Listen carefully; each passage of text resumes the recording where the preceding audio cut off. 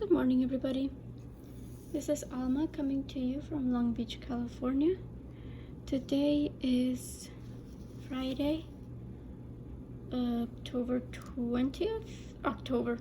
20th, maybe? Oh my goodness, I'm all over the place today. But I hope that you guys had a good week. I hope it, if you're watching this on the weekend, I hope that you've had a relaxing time. We're going to be having a little bit of a busy weekend this time around, so that's why I thought I would go ahead and film today. I don't know if I'll be able to upload this Friday, like today, Friday, or just do it during my regular time tomorrow. But either way, I wanted to go ahead and just take advantage of the time that I had to go ahead and film. Today's project is one that I started back in June. And this is what it looks like so far. I'll go ahead and just place it over here. This is a project that I started for my boyfriend, since we are both huge World of Warcraft fans. This is what it looks like, or what it will look like when it's finished. This is the Etsy shop right here, up to cross stitch or X stitch, I guess technically, and it's just called the Horde Flag. It's one of the two factions of the aspect of the game. The new expansion comes out on Monday, and we are both very excited for it. So I thought I would go ahead and use this for my Stitch With Me. And I do stitch this in hand. I had some issues with my Q-snaps, as you can see here. So this is actually something that the Q-snap left behind. Whenever I stitch, the general, suggestion or tip is to go ahead and use a piece of fabric or a piece of felt between the fabric and the Q-snap frame. And that's to protect the stitches, right? So that they're not too flattened out by the frame. Whenever I stitch, if it's just going to be on fabric alone, like if there's no stitched area on the fabric, I didn't used to use the fabric. I just went ahead and just let the Q-snap be straight, lie just entirely on the fabric, with nothing really protecting it, I suppose. And usually it's fine, but usually I work on white Aida. So it wasn't until I used this black Aida that I realized that it left a really big mark, and I don't know what I'm going to do to fix it. I was hoping that it would just be a matter of, taking a Q-tip and dabbing it with some water and have it be the end of it. But if not, then I'll just have to think of something else to do, because some of the marks will show up. I think this mark right here, for example, right here, that one unfortunately will fall on the negative space, on the black negative space on the design. So like it just barely missed the mark. So I'll have to figure out what I'm going to do with it. But I don't know. I don't know what I'm gonna do with it, but I'll figure it out. In the meantime, I do enjoy stitching on this, and stitching on this in hand is fine. It's 14 counts, so it's not that bad. The fabric did get, because I did wash the fabric before I used it, so I did get a little bit, it lost that stiffness that a lot of the Aida, especially like store-bought Aida, has. And I'm sorry if this isn't focusing too well. Whenever I stitch in hand in these videos, it's kind of hard for it to focus, because I just move a little bit more than normal. Anyway, for today, I usually go ahead and send out a little Instagram message to the people that do use Instagram, asking if they have any questions for me to answer in these videos. And I did get a couple, but I'm also going to go ahead and do a quick little tag, one of those FlossTube tags that were like super big a few years ago. I know I'm like late to the party, but whatever. It'll fill the time. Anyways, so for the questions that were posed to me by followers, I did get a few. One of them was just a little bit just outside, you know, not necessarily cross-stitch related. They were just asking me how my schoolwork was going, what I was studying. So in case you don't know, I did go back to school in the middle of this pandemic. That was kind of, I don't want to say like the only option left to me, but you know, it's just been really difficult to find employment in this current situation. And here in California, we've just gone back to the most restrictive tier, so it doesn't look like things are going to be lightening up anytime soon. So I did make the decision to go back to school, and I'm going to be studying computer engineering. So right now I'm just going to a local community college, and then I'll go ahead and transfer to a 4-year school. And you know, schoolwork is schoolwork.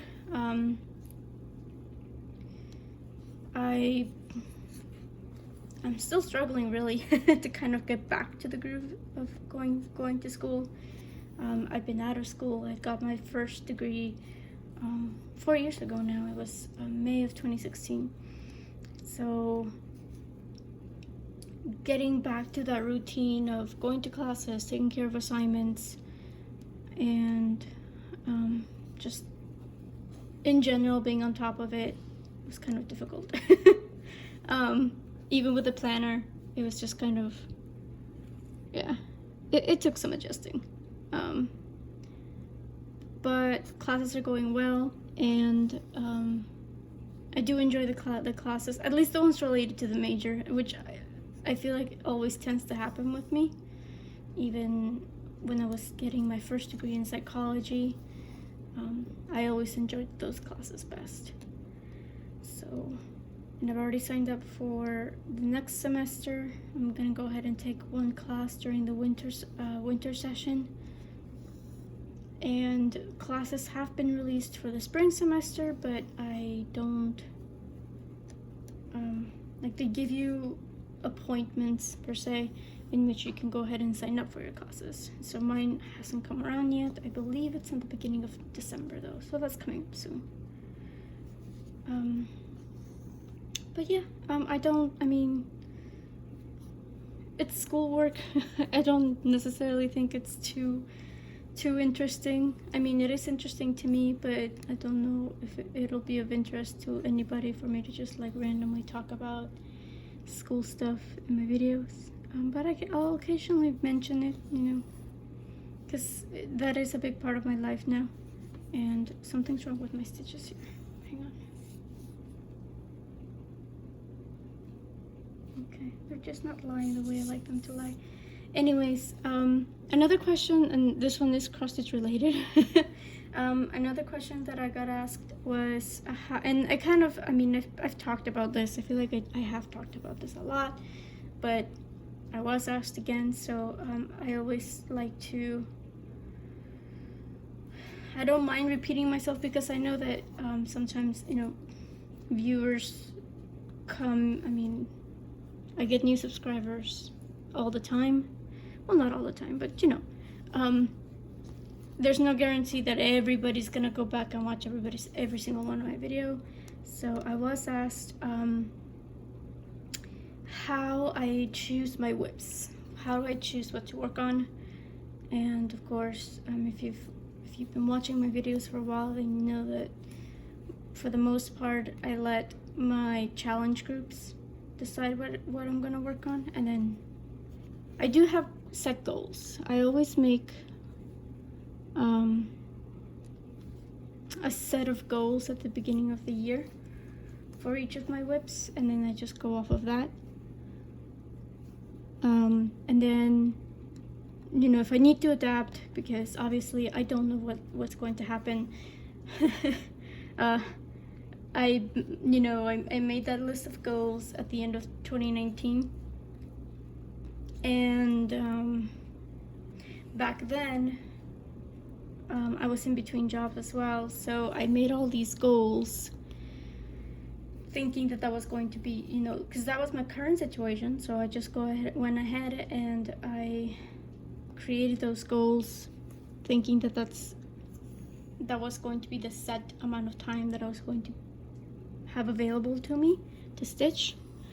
And of course, once I got a job, I had to adapt, and then I had to change my goals accordingly because I no longer had enough stitching time to make those goals happen. And the same thing happened when I went back to school, because I did lose that job, particularly at the beginning of the pandemic, unfortunately. So once I went back to school, it was the same thing. It was the same situation where I had been unemployed for a while, and I had all the stitching time in the world, and then I just didn't. All that to say, though, that I do still have something in mind for my projects, but I let the challenge groups kind of determine which one to work on first. I don't do a rotation. I'm currently working on Full Coverage Fanatics Wheel of Fortune challenge that they have going on for the month of November, and that has kind of just reiterated the fact that I don't do rotations. The premise of the challenge is to you choose your tier level, which is, I think the first one is just 50 stitches. If you're counting, obviously they always have a non-counting option, but if you are counting your stitches, then I think the first tier is like 50 stitches, and then it goes to 250, and then obviously 500. Well, not obviously, but the highest tier is 500 stitches, and that is the same amount that you need for the Magical Stitches Ultimate Stitching Challenge. So I thought, that's great, you know, I can just go ahead and work on both of them at the same time. Which means that, so it's 50 or 250 or 500 stitches per letter per word. So you can only declare one whip for each word, and then just stitch whatever amount for the letters. So it can be, I mean, the first one I think was like 9 letters, so it's 4,500 stitches. The one I'm currently working on is only, quote unquote, 4,000 stitches. But yeah, that's, I mean, I do enjoy the challenge, don't get me wrong. I've seen some great progress on the whips that I chose for them, but I'm getting antsy. Like, I do work on other projects. I mean, obviously, this is not full coverage. This is not the project that I'm using for the challenge. So I do work on other things in the meantime, but obviously they have to be my main focus. And it's a lot. Like 4,500 stitches is a lot. So yeah, I've never been one to have a rotation. If I do have whenever I try to have a rotation, it's always 1,000 stitches. 1,000 stitches, and then I can move on to the next. Another question that I was asked was whether I ever felt like cross-stitching was a waste of time and or for old ladies. And I am neither old, and obviously I wouldn't spend so much time and effort on something that I would think is a waste of time. So I don't think any of us would do that. And yeah, I mean, yes, once upon a time, I think traditionally, this hobby or needlework in general was meant, or not was meant, but was considered for, you know, older generation. But I mean, we've come so far now, even with all the variety and patterns. I mean, do you see? Like, I'm doing a pattern that is based on a video game. Like, that was certainly not, it's not something that was available, you know, 10, 20 years ago. So yeah, so maybe once upon a time it was kind of geared towards a different, I don't know, age group. But it's really for everybody now, you know?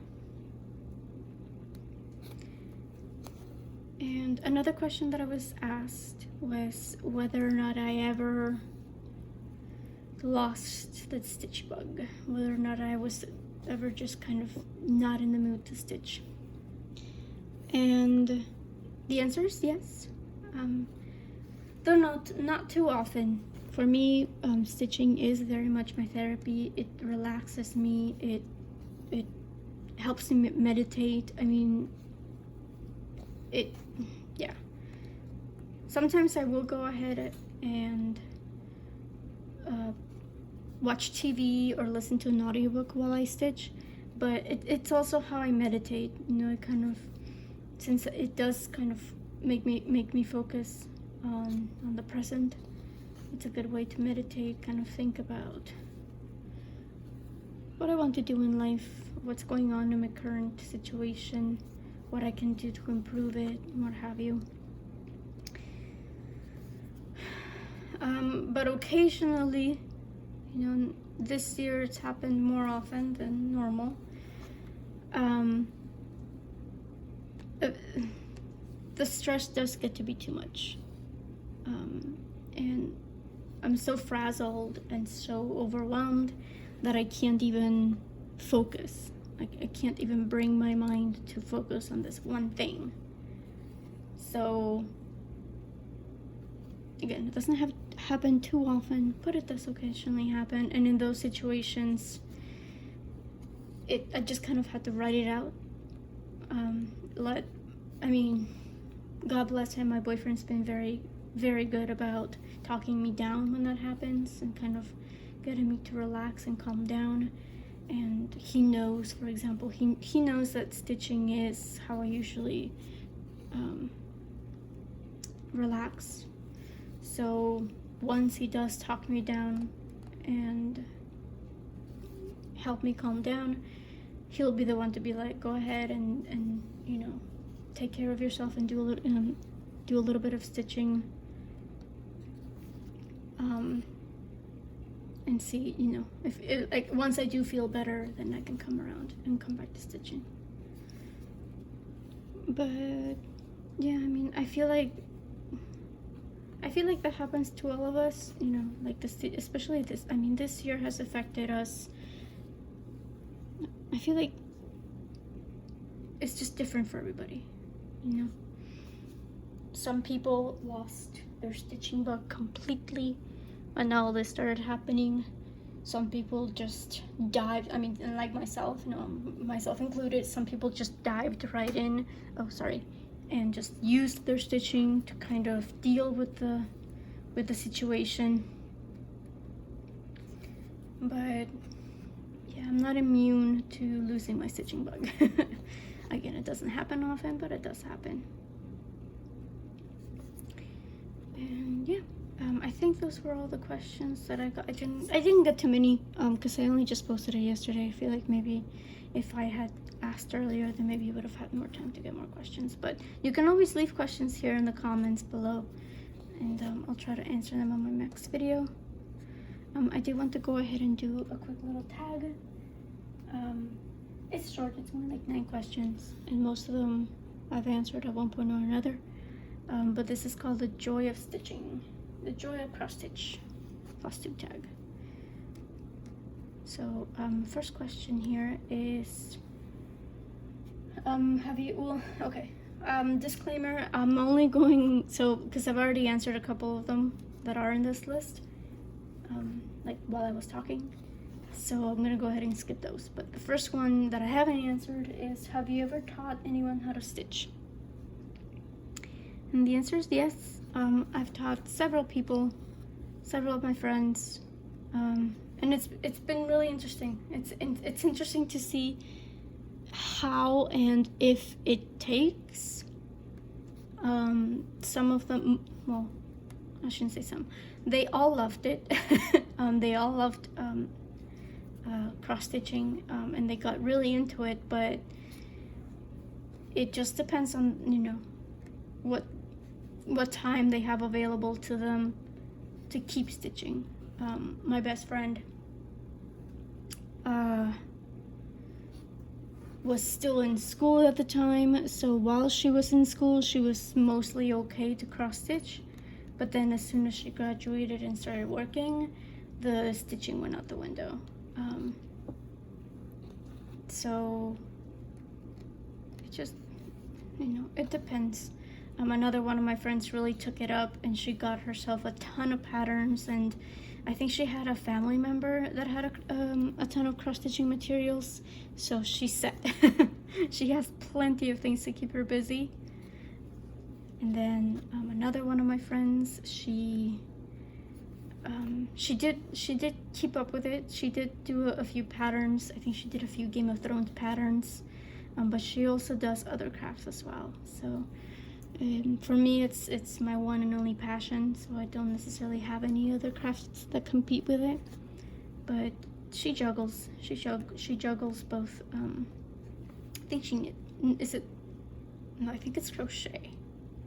I always get knitting and, like, I know what the difference is, but I always forget which one she does, whether knitting or crochet.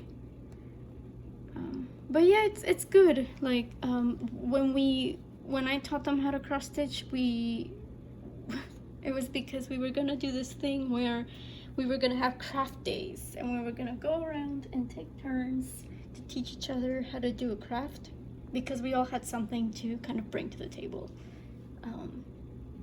And when my turn came around, I just got them, I charted a quick little pattern that I thought was going to be somewhat simple, and I got them all the materials for it, and yeah, we just kind of spent an afternoon stitching, which is really nice. We ended up not going, I think that was like the last time we did it, and I'm just gonna go ahead and mark off my my progress here. But yeah, we obviously just kind of life took over, and we ended up not, you know, keeping up with it. But it was a nice thought, I guess.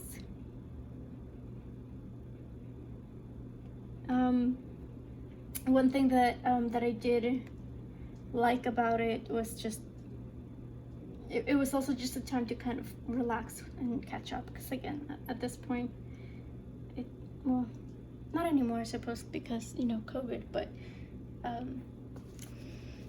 it was one of the few times when we were able to just kind of hang out and relax and just take a break from whatever schoolwork or work or whatever we were dealing with at the time. Second question is, do you watch TV, listen to music, or just have quiet when you stitch? And as I mentioned a little bit earlier, I do like watching TV and listening, well, or I suppose, because you can't really do both at the same time, but I do like watching TV or listening to audiobooks while I stitch, but I don't mind having the quiet either. It just depends on my mood. Sometimes, most of the time though, I do like having some sort of background noise. If I find, like, if I'm listening to an audiobook and I find myself drifting, like I can't really focus on what's being said, then I'll go ahead and go ahead and switch to FlossTube. Because that's usually, especially like when you're listening to just stitch with me, it's just nice to have somebody kind of talking in your ear, keeping you company. But if I am working on something a little bit more mindless, that has like block stitching or something, then I can go ahead and just watch TV. And with all the patterns that I have, I definitely have a few patterns to work on that are just completely blocks of colors that I don't really need to look at the pattern for it. So those are nice. I'm currently watching The Crown. The new season just came out this week, I think, and I think I'm on episode 7 of it. It's good. I know that it's first and foremost the drama, so I take the show with, a grain of salt, especially now that they're getting closer to, recent history. This season introduces Princess Diana, so I think that's also been interesting about this season is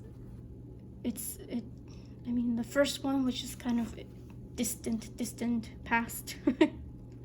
And this one's more like, oh wait, no, but it's not anymore. So so I'll watch it, but I also know that I'm sure that they took lots of liberties with it. Next question is, which company's kits do you like best? As far as kits go, I always go for the Dimensions Gold Collection, hands down. Their fabric is not the best. It is very stiff. And before I knew any better, I would go ahead and just suffer through and use that fabric. But I mean, most of the time I've been okay with it. I've never had anything where the fabric was cut way too short. I've always been able to go ahead and move forward with the patterns. But yeah, specifically the gold collection, because I always enjoy the challenge of just stitching a little bit more details into the design.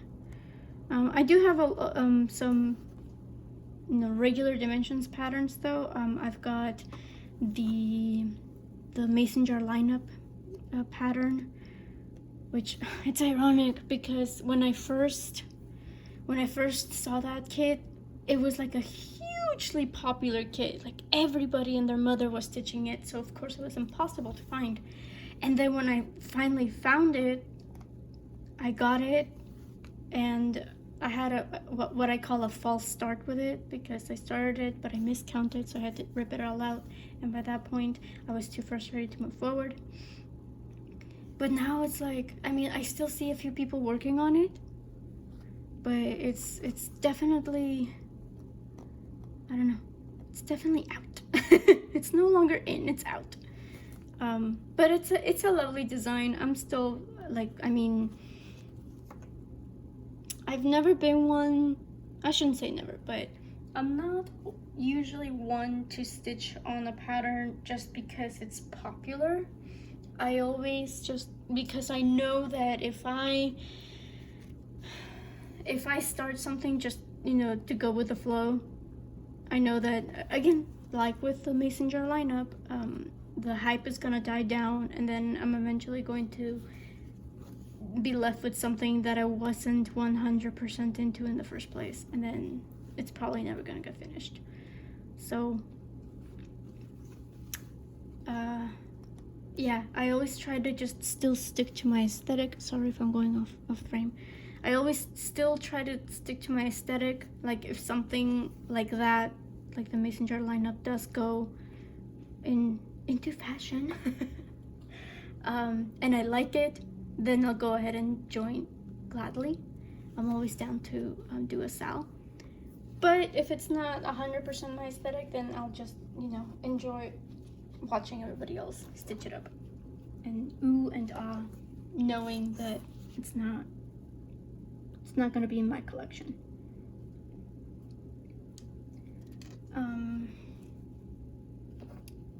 Let me see. So next question is, what are your favorite designs to stitch? Full coverage, obviously. I mean, if you've watched my videos, then you know that it's my niche. It's my thing. I always, oops, that totally did not make it into the jar. But, I should also mention it because I just remembered. Another question that I did get asked was how I finish off my projects. And because I usually just do full coverage, there's not too much you can do with full coverage. You're kind of just stuck with just framing, I guess. I'm sure there's other things you can do with it, but especially for designs like mine that are so large, yeah, there's not too many options. So yeah, so most of the time I just frame them. I have a little one of those portfolio you get for like art students, just, you know, artsy people in general, and that's where I stuff all my unfinished, well, no, I shouldn't say unfinished, all my finished but not framed projects, which I did get a request to show those, I got a request to show the previous finishes that I have before I made the FlossTube. So you guys, if you've been following me since I started this channel in the beginning of the year, then you've seen the few finishes I've had this year, but I did get a request to show any finishes prior to 2019. So I'll see what I can do to get that to film that and show that. It's probably going to have to wait until winter. That's when that's when the next semester, the winter session, starts in my community college. So that's just going to be the one class.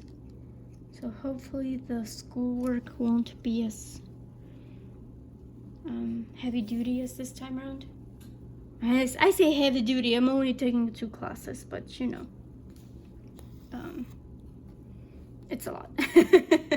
Again, getting back in the groove, 2 classes was like, I think this is all I can handle at the moment, and then we can see about taking more. But yeah, the semester or the winter session is also shorter. It's only 4 weeks. So it's gonna be, that's another reason why I only wanted to take 1 class, is because if I'm gonna be doing oh, I'm so sorry. Okay, we're good. Goodness, that was a heavy, that was a doozy. My bad. Ooh, I lost my train of thought. Oh yeah, so it is 4 weeks, so I just didn't want to take too much on and then be freaking out because everything's gonna be crammed into a shorter period of time. And this is getting caught, okay.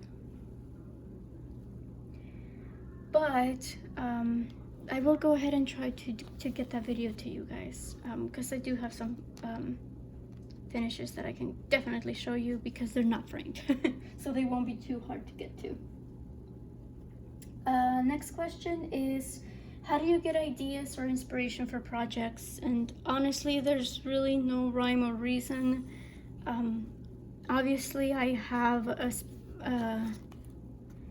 you know, like I always enjoy patterns like these where it's just something related to a fandom that I'm a part of, whether it be Disney, Harry Potter, or just fantasy, really. I really enjoy anything that has to do with fantasy creatures. But for the most part, I do let the pattern kind of speak to me.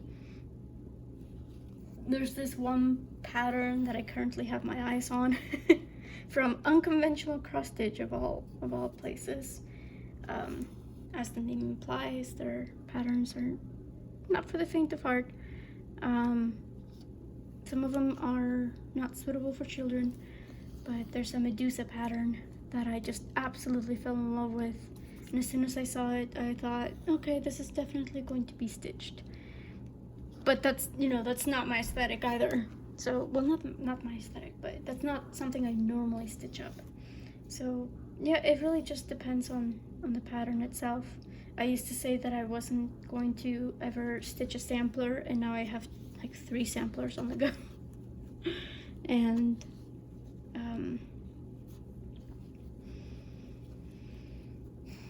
samplers, and what else? I just started something else that I started the Teresa Wessler, but that's also samplers, English Garden sampler. So that's going to be an adventure. So yeah, so there's